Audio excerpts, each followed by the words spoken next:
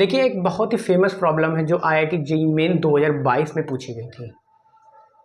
हालांकि आप सभी बच्चे अगर हाई स्कूल में क्वाड्रेटिक इक्वेशन नामक एक चैप्टर को बहुत अच्छे से पढ़ा है तो इस क्वेश्चन में ज़्यादा कोई प्रॉब्लम नहीं होने वाली। एक बहुत ही छोटे से बेसिक कॉन्सेप्ट को ही यूज़ में करके इस सवाल को करने की कोशिश करेंगे। कोई ज़्यादा बहुत बड़ी मैथमेटिक्स नहीं लगाएंगे हम इसमें। देखिए क्वेश्चन क्या कह रहा है, let f x be a quadratic polynomial. F x क्या है, एक क्वाड्रेटिक पॉलिनोमियल है, इस प्रकार का है कि उस एफ एक्स, अच्छा अब चूंकि दिया नहीं है इसमें, देखिए क्वेश्चन पढ़ते जाएंगे और सोल्यूशन करते जाएंगे।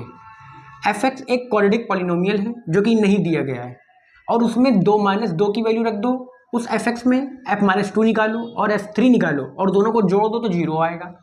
एक ये बात दी है और उसका एक रूट -1 दिया है। उस एफ एक्स क्वाड्रेटिक पॉलिनोमियल जो दी हुई, जो होगी पता नहीं क्या होगी, लेकिन जो भी होगी एफ एक्स जो क्वाड्रेटिक पॉलिनोमियल होगी उसका एक रूट -1 दिया है और पूछ रहा है sum of the root of f x is equal to, मतलब इस क्वाड्रेटिक पॉलिनोमियल का, इस क्वाड्रेटिक इक्वेशन का सम ऑफ रूट क्या होगा। इनमें से 4 ऑप्शन दिए गए हैं। ये क्वेश्चन बहुत ही इस प्रकार के बहुत से क्वेश्चन होते हैं, बहुत ही फेमस क्वेश्चन होते हैं और अक्सर हर साल जेईई उनको पूछ लेती है।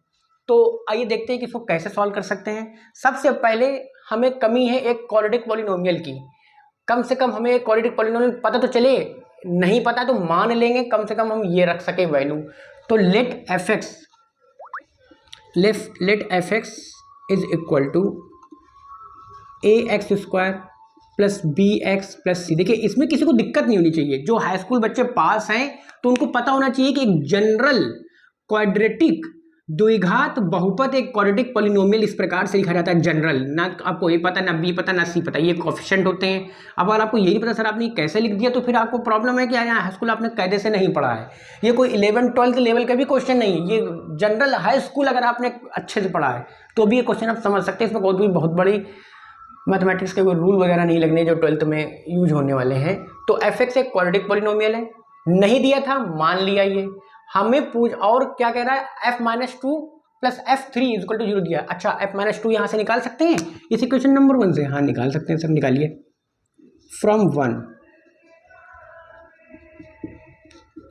f-2 यानी जहाँ जहाँ x है उसकी जगह हम क्या रख देंगे, -2 रख देंगे। तो क्या आ जाएगा, -2 का उसको 4a -2b प्लस c, एक इक्वेशन बन जाएगी 2। अच्छा फ्रॉम 1 से ही हमें और क्या चाहिए, हमें चाहिए f3 भी चाहिए। f3 निकाल लो, f3 3 square 9a plus 3b plus c is equal to a, question number 3। ठीक है, f-2 निकल के आ गया, f3 निकल के आएगा, इन दोनों को जोड़ दें क्योंकि क्वेश्चन कह रहा है। तो ये इस प्रकार है, f-2 plus f3 is equal to 0 दिया हुआ है। Since f-2 plus f3 is equal to 0 दिया हुआ है, सो इसलिए f-2 और f3 की वैल्यू को यहाँ पे रख दो। तो जब जो दोनों को जोड़ेंगे तो देखिए 9 4 13 है, 3b में से 2b कट जाएगा तो प्लस का b बचेगा और c2c हो जाएगा बराबर 0। इक्वेशन नंबर 4 आ जाएगी ये। देखिए ये सब जो क्वेश्चन में दिया गया हम उसी के अनुसार चलते चले जा रहे हैं बस। और कह रहा है एक रूट -1 दिया है।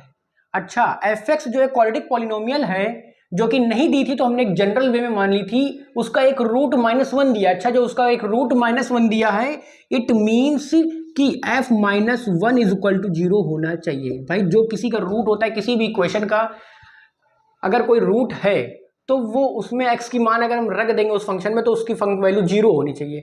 तो ये रख दिया क्योंकि because x-1 is a root of the quadratic polynomial.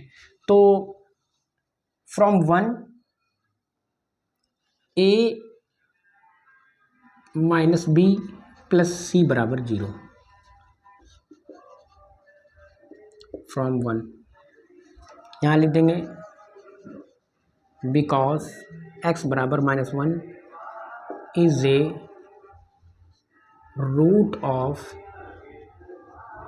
F x, it implies that f-1 is equal to 0। From 1 ये हो जाएगा इक्वेशन नंबर 5, ठीक है।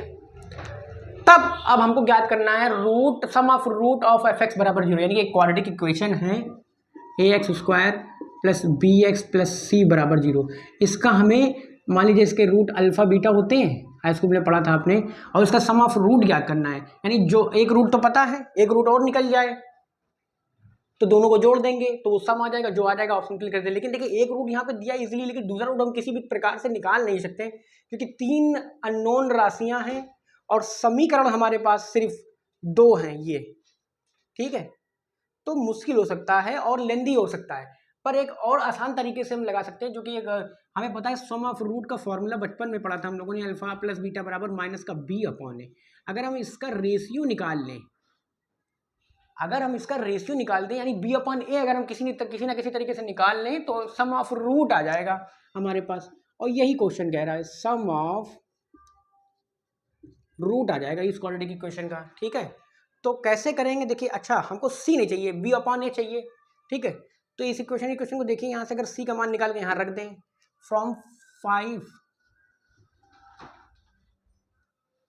and 4, तो c बराबर आ जाएगा b minus A, put in 4, ठीक है।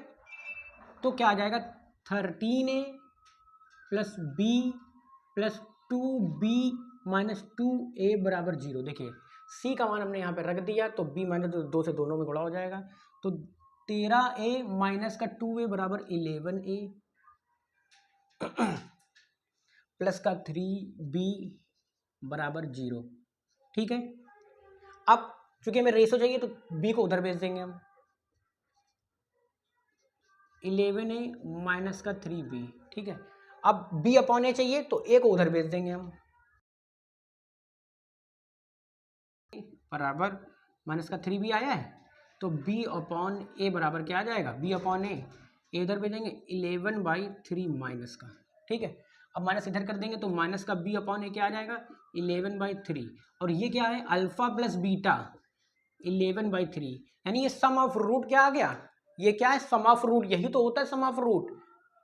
ये एक छोटे से फॉर्मूले को हमने यूज करा है स्कूल के, और ये देखिए बड़ी सी जेई मेन की प्रॉब्लम सॉल्व हो गई। देखिए इसमें कुछ बहुत बड़ा मैथमेटिक्स नहीं लगा, सिंपल सा लॉजिक लगा, और जिसके बेस क्लियर हैं, जिनका जिसके बेसिक मैथमेटिक्स क्लियर है, तो वो इस सवाल को करने में जरा भी देर नहीं लगाएगा। लेकिन जिसके आपके बेसिक कॉन्सेप्ट ही क्लियर नहीं है तो आपको ये बहुत लेंदी सवाल लग सकता है। सर कैसे क्वेश्चन को पढ़ते जाइए और सोल्यूशन करते जाइए, और 11/3 हमारा फाइनल आंसर हो जाएगा। ये हमारा इस प्रकार के क्वेश्चन बहुत ही फेमस होते हैं। तो अगर आपने क्लास 11 में क्वाड्रेटिक इक्वेशन और 10th में क्वाड्रेटिक इक्वेशन अच्छे से पढ़ी है तो आप ये सब बहुत इजीली सॉल्व कर सकेंगे। बहुत लेंदी नहीं होते हैं, बहुत मज़ेदार प्रॉब्लम होते हैं। और फिलहाल इस वीडियो में इतना ही, तब तक के लिए नमस्कार।